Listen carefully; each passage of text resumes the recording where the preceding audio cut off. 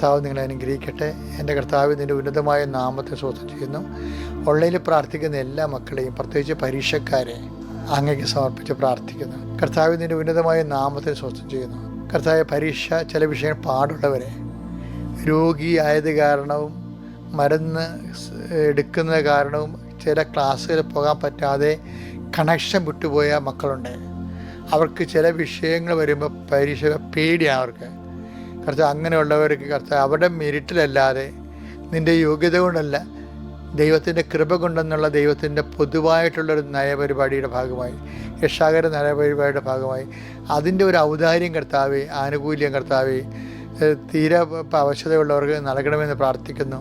അങ്ങയിലാണ് അവരുടെ ആത്മവിശ്വാസം, അങ്ങയിലാണ് അവരുടെ സമാധാനം.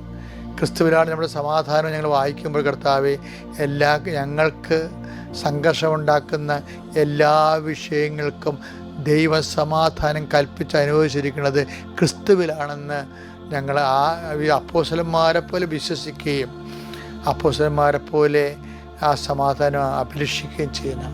കർത്താവേ, നിൻ്റെ നാമത്തിലെ ഏത് ഭവനത്തിൽ പ്രവേശിക്കുമ്പോഴും ആ ഭവനത്തിന് സമാധാനം എന്നറിയിച്ചത് കർത്താവേ, നിൻ്റെ സമാധാന ദൂതൻ അവിടെ ഉണ്ടെങ്കിൽ ആ സമാധാനം അവിടെ കുടികൊള്ളുന്ന അറിയിച്ചത് കർത്താവേ, നിന്നെ സ്വീകരിക്കാനും നിൻ്റെ വചനനുസരിച്ച് ജീവിക്കുവാനും കർത്താവ് ഉടമ്പടി പ്രകാരം മുന്നേറുവാനും അങ്ങനെ സമാധാനത്തിന് അർഹമാകുവാനും അനുഗ്രഹിക്കണേ പ്രാർത്ഥിക്കുന്നു.